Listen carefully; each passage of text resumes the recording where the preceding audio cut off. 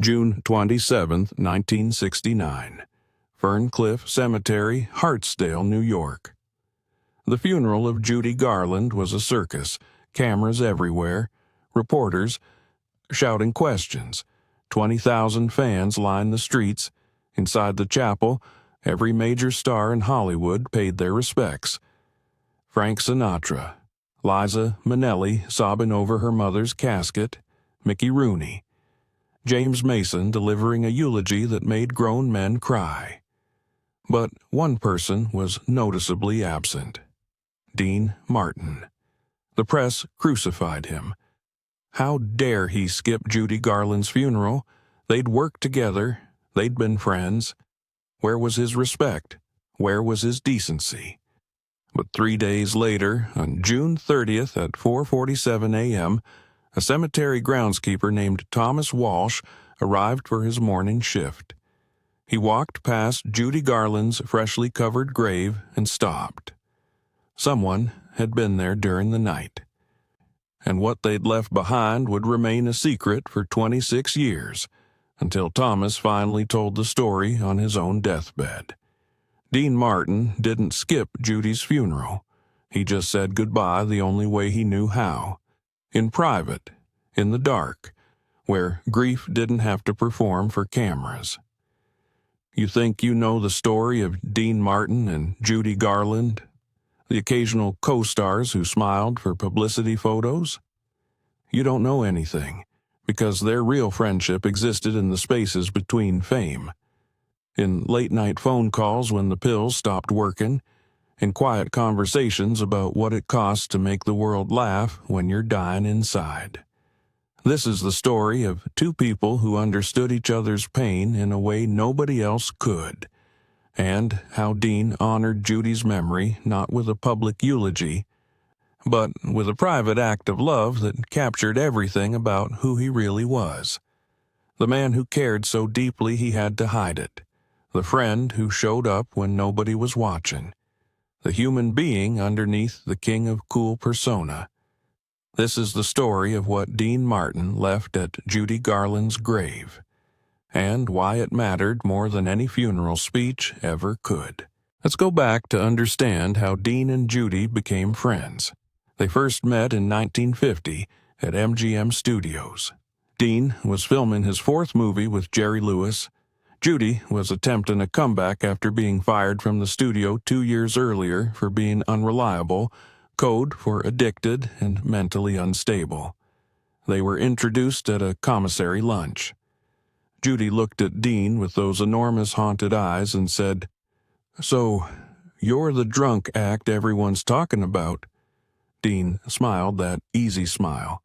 "And you're the girl who sang Over the Rainbow." Judy laughed. A real laugh, not the performative kind. That was 20 years ago. Now I'm just the girl who can't show up on time. Dean looked at her closely. The makeup couldn't hide the exhaustion. The bright smile couldn't mask the sadness. He recognized it immediately because he saw it in his own mirror every morning. "You're not a girl anymore," he said quietly. "You're a survivor. And that's harder work than singing." Judy stared at him. Nobody in Hollywood talked to her like that. Everyone either pitied her or exploited her. But Dean just saw her. From that moment, they had an unspoken understanding.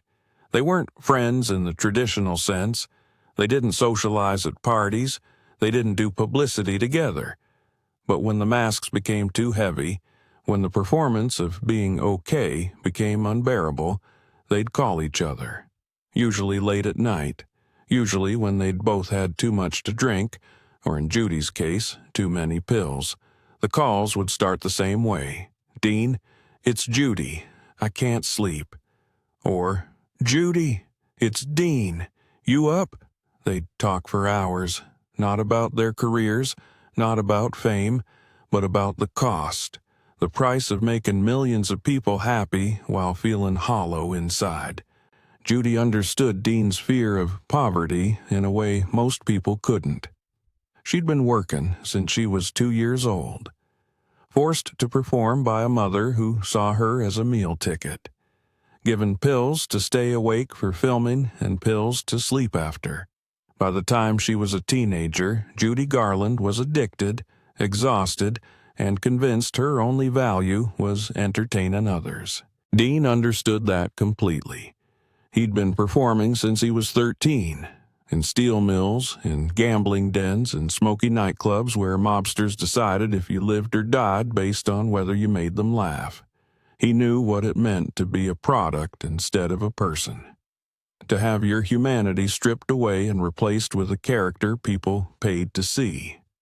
One night in 1954, Judy called Dean at 3 a.m. She'd taken too many sleeping pills and was slurring her words. "I don't want to wake up tomorrow, Dean. I'm so tired of pretending." Dean stayed on the phone with her for 2 hours. He didn't give her platitudes, didn't tell her it would get better. He just said, "I know, Judy. I know." And sometimes that was enough. Just being seen.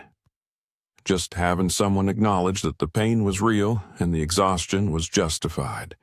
Dean did for Judy what very few people in her life ever did. He let her be honest without judgment. He didn't need her to be Judy Garland, the legend. She could just be Frances Gumm, the broken girl from Minnesota who never asked to be famous. By the 1960s, Judy's life was in free fall. Her film career was over. She was broke despite having earned millions. She'd been married 5 times. Her health was destroyed by decades of pills and alcohol. She'd attempt comebacks, concerts in London, a TV show, but her body couldn't sustain the work anymore. She'd show up late, forget lyrics, sometimes not show up at all. The press was vicious. They called her a has-been, a tragedy, a cautionary tale. Dean watched from a distance, horrified, because he saw his own potential future in Judy's decline. This is what happens when you can't stop performing. When your identity is so fused with your act that removing the act means ceasing to exist.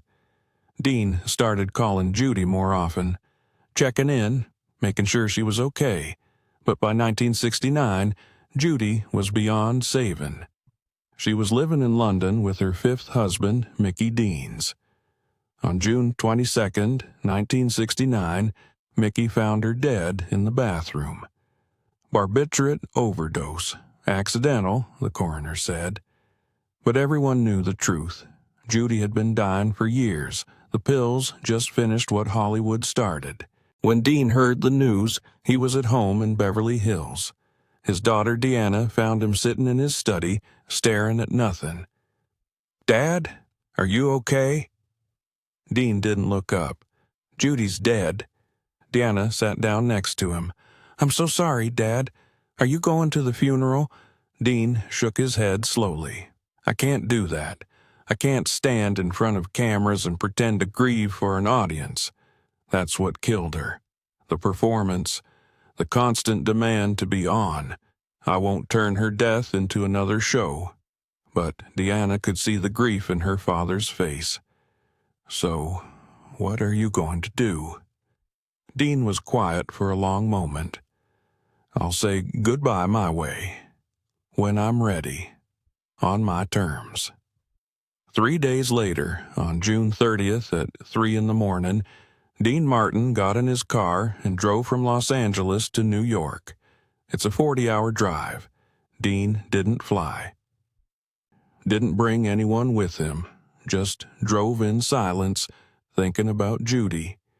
About the late-night phone calls. About the shared understanding that fame was a beautiful prison. About how they'd both spent their lives entertaining millions while feeling completely alone. He arrived at Ferncliff Cemetery at 4:30 a.m. The funeral had been 3 days earlier. All the flowers had been removed. The press was gone.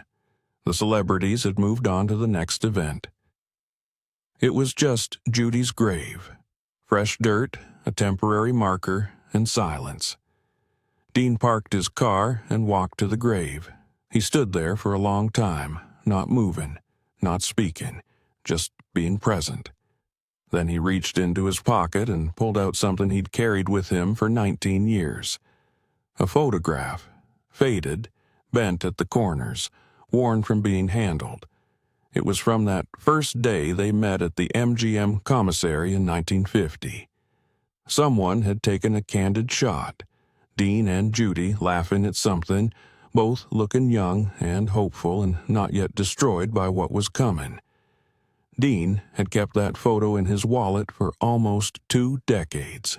A reminder that underneath the performances, underneath the personas, they were just 2 people trying to survive. He knelt down and placed the photograph on the grave. Then he did something that would have shocked anyone who knew the cool Dean Martin. He started talking to her.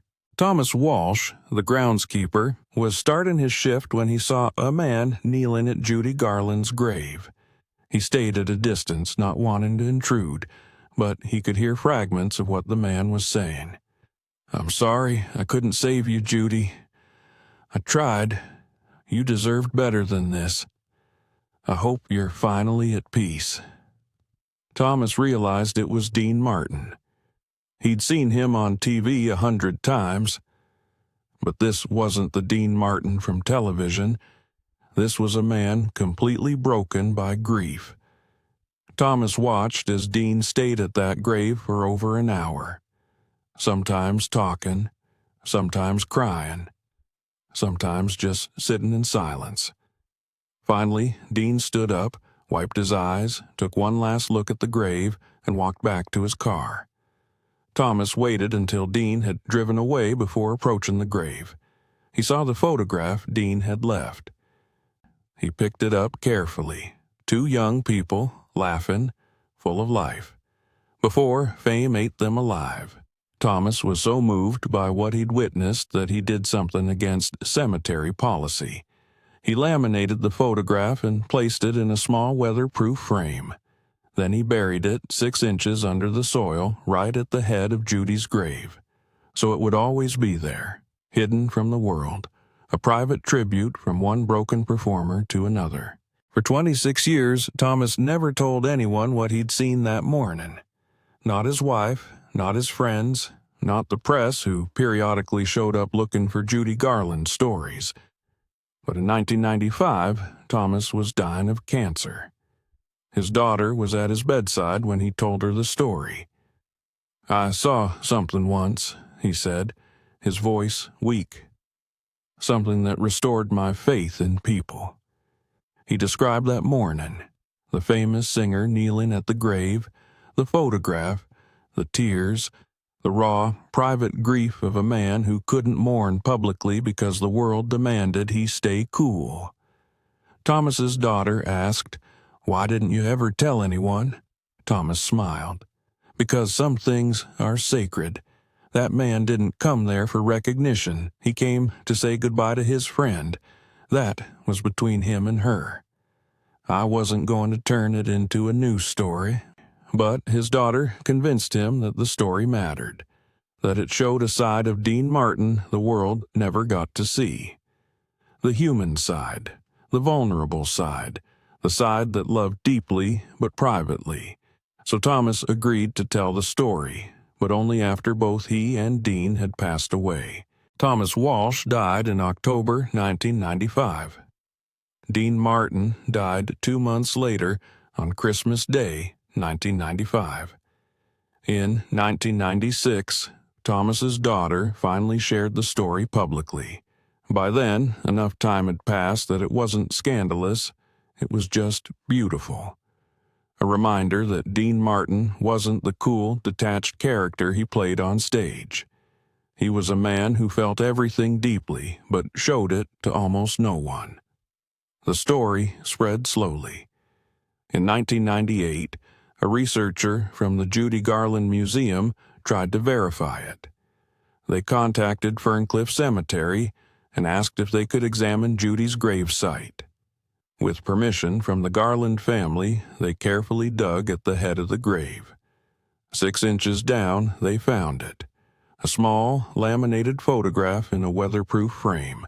2 young people at an MGM commissary table, laughing. On the back, in Dean's handwriting, were 6 words. For Judy. You're finally free now. That photograph is now in the Judy Garland Museum in Grand Rapids, Minnesota. Visitors stand in front of it with tears in their eyes. Because this isn't a story about celebrities, it's a story about 2 people who understood each other's suffering in a way nobody else could. It's about Dean Martin honoring his friend the only way that felt genuine, privately, without cameras, without applause. The world wanted Dean at that funeral. They wanted him to stand at a podium and deliver a touching eulogy. They wanted him to cry for the cameras. They wanted the performance of grief. But Dean refused, because he understood something crucial. Judy Garland had performed her entire life. In death, she deserved privacy. She deserved a goodbye that wasn't a spectacle mall. So Dean waited until everyone was gone, until the circus had moved on, until it was just him and Judy and the truth. That's what real friendship looks like. Not the public declarations, not the grand gestures, but the quiet moments when nobody's watching, when there's no benefit to showing up except love. When Dean Martin died in 1995, his family found something unexpected in his wallet. Another photograph. The same image from the MGM commissary. Dean had kept a copy for himself. For 45 years he'd carried Judy Garland in his wallet, a reminder of someone who understood, someone who saw through the act, someone who knew that behind the smiles and the songs, they were both just scared kids trying to survive a world that wanted to consume them. At Dean's funeral, his daughter Deanna mentioned this in her eulogy. She said, "My father taught me that real love doesn't need an audience. He showed up for people when nobody was looking.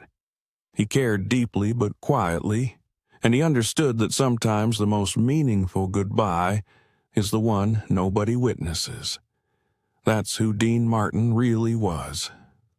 Not the king of cool, but the friend who drove 40 hours to kneel at a grave in the dark, the man who left a piece of his heart buried 6 inches under the soil, the human being who understood that Judy Garland deserved better than a Hollywood ending. She deserved peace, privacy, a friend who remembered her not as a legend, but as Frances. The girl who sang because that's what they made her do, the woman who smiled because that's what they paid her for, the survivor who finally got to rest. So the next time you see Dean Martin on stage, singing and joking and making it look effortless, remember June 30th, 1969. Remember the drive through the night. Remember the man kneeling at a grave, talking to someone who could no longer answer. Remember the photograph he'd carried for 19 years. Remember that cool isn't the absence of feeling. Cool is feeling everything and choosing who gets to see it. Dean Martin let the world see the performance, but he let Judy Garland see his heart. And when she died, he honored that trust the only way he knew how. In darkness, in silence, in a moment so private that it took 26 years for the world to even know it happened. That's not avoiding grief, that's respecting it. That's understanding that some goodbyes are too sacred for spectators. That's love. Real, quiet, private love. The kind that doesn't make headlines but changes lives. Dean Martin gave Judy Garland that love, in life and in death. And somewhere, in a museum in Minnesota, there's a photograph that proves it. 2 young people laughing before the world broke them, and 6 words on the back, for Judy. You're finally free now. That's the real Dean Martin, not the drunk act, not the cool guy, just a friend who showed up when it mattered, even if nobody was watching, especially because nobody was watching.